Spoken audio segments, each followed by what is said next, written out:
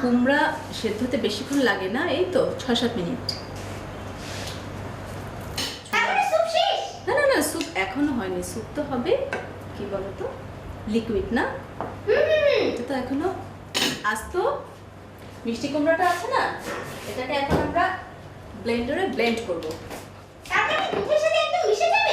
মিশে যাবে।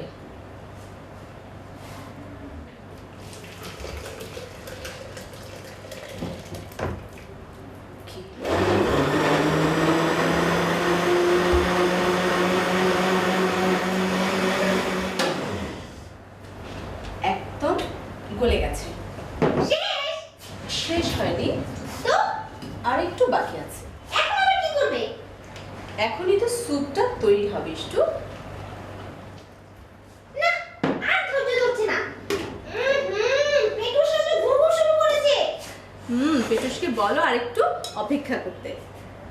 মিষ্টি কুমড়া যত রংটা মানে মিষ্টি কুমড়ার রংটা যত সুন্দর হবে, স্যুপের কালারটা ততই সুন্দর হবে। এখানে কোনো আর্টিফিশিয়াল রং এক্সট্রা কোনো রং আমরা লাগাবো না। এখন যেটা করব সেটা হচ্ছে অল্প একটু লবণ আর অল্প একটু চিনি, যেহেতু মিষ্টি কুমড়া স্যুপটা একটু মিষ্টি মিষ্টি হবে। মিষ্টি কুমড়া তো এমনিতেই মিষ্টি, তুমি আবার চিনি দিচ্ছ কেন? মিষ্টি কুমড়া যেহেতু মিষ্টি, স্যুপটা যদি তোমার মিষ্টি মিষ্টি না হয় তখন ভালো লাগবে না খেতে। কতক্ষণ করবে বলো তো? হয়েই যাচ্ছে, জাস্ট 2 মিনিট লাগবে। ফুটে গেছে। আমি এখানে কর্নফ্লাওয়ার রেখেছি। যদি আমাদের থিকেনিংটা যদি ঠিক মতো হয় তখন আর কর্নফ্লাওয়ার ব্যবহার করব না, ক্রিম দিয়ে দেব। তার আগে দেখে নেব স্বাদটা ঠিক মতো হয়েছে কিনা।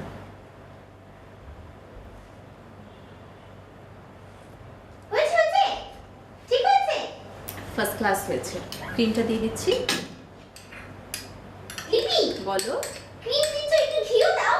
না বাটার দাও। আবার কি মিষ্টি আমার সাথে দুষ্টুমি করছে। দুষ্টুমি করছি না। ঘি দিলে তো আরো মজা হতো, তাই না? স্যুপের মধ্যে ঘি যাবে না। হয়ে গেছে, চুলা অফ করে দিয়েছি। শেষে গোলমরিচের গুঁড়া ইচ্ছা করলে ব্যবহার করতেও পারি, আবার নাও করতে পারি। আমি অল্প একটু দেব।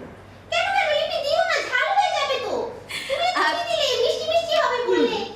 আচ্ছা ঠিক আছে, এটা আমি টেবিলে রাখবো।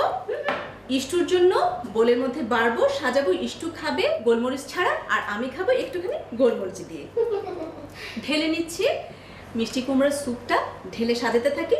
আপনারা পুরো প্রণালীটা দেখে আসুন আরো একবার।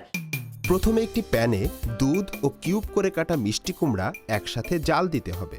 এরপর ব্লেন্ডারে ভালো করে ব্লেন্ড করে প্যানে ঢেলে আরেকটু জাল দিতে হবে। তারপর এতে লবণ, চিনি ও ক্রিম দিয়ে একটু নেড়ে পাত্রে তুলে পরিবেশন করতে হবে মিষ্টি কুমড়ার ক্রিম স্যুপ। কি পেটুস, কাটা লাগলো? গলায় তো লাগেনি। হ্যাঁ, তার মানে লিপি মাছেতে একটাও কাটা নেই, আর খেতে খুবই মজা হয়েছে। শোনো লিপি, আজ থেকে এই ফলি মাছের কোপ্তা কারি আর এই ক্রিম স্যুপ আমি প্রতিদিন খেতে চাই, ঠিক আছে? দাঁড়াও, এখন একটু স্যুপ খেয়ে নিই আবার। ঠিক আছে ইস্টু, ঠিক আছে। দেখলেন তো ইস্টুর অবস্থা। প্রথমে একদম বিশ্বাস করছিল না, কিন্তু এখন খাওয়ার পর ইস্টু খাওয়ায় মগ্ন হয়ে পড়েছে। ফলি মাছের কোপ্তা কারি আর মিষ্টি কুমড়ার ক্রিম স্যুপ খুবই খুবই মজাদার দুটো খাবার। তৈরি করে খাবেন আর ভালো থাকবেন। দেখা হবে।